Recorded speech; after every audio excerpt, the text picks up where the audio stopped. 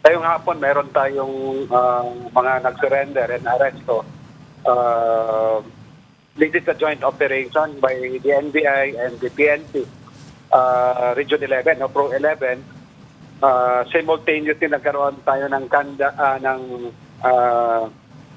service of warrant of arrest issued by the Davao City Court, Branch 12, kay sa tala ni Judge Dante Baguio.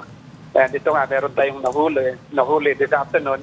Nagpo-post sila ng bail for 80,000 each. Si Pastor Apollo Kibuloy, wala po nung nag-serve tayo ng warrant. Wala doon sa area kung saan siya naglalagay, nag-opisina, and doon yung bahay niya, as well as the other two accused of the case issued by the court. May gusto kayong itanong kay Attorney Albao dyan sa studio po. Okay, Attorney. Attorney, kahapon nagre-request ng Senate sa Pro 11, Police Regional Office 11, na tulungan na daw sila para i-serve yun ng mga warrant ng Senado. Meron ba kayong update doon? Yes, ma'am. In fact, this afternoon, yung sinerve natin na warrant of arrest issued ng Davao City Court, kasama din yung pag-serve ng contempt warrant ng Senate, no? Kasama din natin yung kapulisan dito sa Region 11 sa pag-serve ng warrant. Kasama natin sila, ma'am, this afternoon. Attorney, pag nag-serve ba kayo ng warrant, Yes, sir. ay nandun lang kayo sa gate or pwede nyong pasukin yung napakalaking lugar na yan para tignan kung nandyan nga yung sineserba nyo ng warrant? Sir, yung pag-serve po natin ng warrant this afternoon ay pumasok po tayo sa buong compound ni Pastor Apollo Kibuloy and pumunta tayo doon sa opisina niya. Pumasok tayo, hindi lang sa gate, no? Pumasok tayo sa loob mismo ng compound. Ito akin, wala siya ngayong hapon.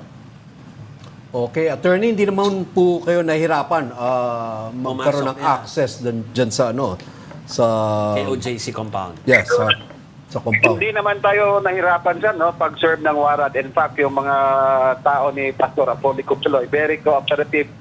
Nung dumating tayo doon, binuksan ng mga security. And actually, ready na rin sila. May mga abogado rin nakaabang na. Sa pagkakaintindi po namin, Attorney, medyo malawak yung compound na yun, no? Is it safe to say po na wala si Pastor Kibuloy dyan sa compound na yan? Nung Ang pinasok pinuntahan lang natin, sir, kung saan siya nag-opisina at kung saan yung resident niya. Okay. Yung ibang area, sir, ano na yun? Eskwelahan, may klase pa sa ngayon. And yung the other side naman, Kingdom. Yan yung parang malaking gym, no? Na kung saan hindi pa nag-operate. May paliwanag po ba ang mga taga-Kingdom of Jesus Christ kung tungkol sa whereabouts ni Pastor Kibuloy? Nung tinanong natin, sir, kung saan si Pastor Kibuloy, ang sabi nila, wala daw dito for how many days na. Okay. Usually, Attorney, ano yung susunod na move nyo kung sakaling katulad yan ay hindi nyo na-serve dun sa target ng warrant? Anong susunod yung move para makuha yung... Sir, in fact, yes, sir. In fact, hindi lang isang area yung pinuntahan natin. Ngayong hapon, ongoing kayong pag-serve ng warrant of arrest sa iba pang properties ni Pastor Kibuloy. Pumunta din kami sa Samal. Ako naman, yung team namin, pumunta kami sa Mayong, ibang place naman yon. And meron pang ibang lugar. And dito sa warrant of arrest na in-issue ng Davao City Court, you will have 10 days to serve the warrant of arrest before it will be returned. So may 10 days pa tayo na manhunt operation na gagawin. 10 days, Attorney. 10 days na paghahanap kay Pastor Kibuloy. Yes, sir. And after which, i-return natin yung warrant kung negative. Kung positive naman, i-return din natin. Then it's up to the court if the court will issue an alias warrant of arrest after that. So, two other Pero properties attorney, balita nyo ba, nandito Yes, pa siya ma'am. sa Pilipinas? May balita ba kayo na nandito pa siya sa Pilipinas?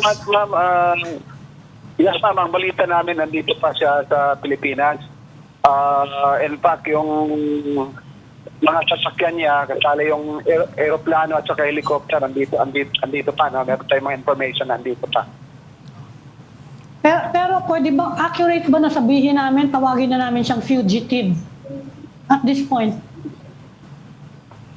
Yes, ma'am. Hindi man natin siya na-arresto ngayon. It will be considered as fugitive from justice, no? Based sa inisyo na warrant of arrest ng court. Kaya manhunt na yung ginagamit yung term. Yes, sir. Okay. Attorney, bakit 10 days lang? Yun yung sa batas natin, sir. Pag may warrant of arrest na inisyo yung court, Okay. within 10 days, kailangan i-serve natin yung warrant. Okay.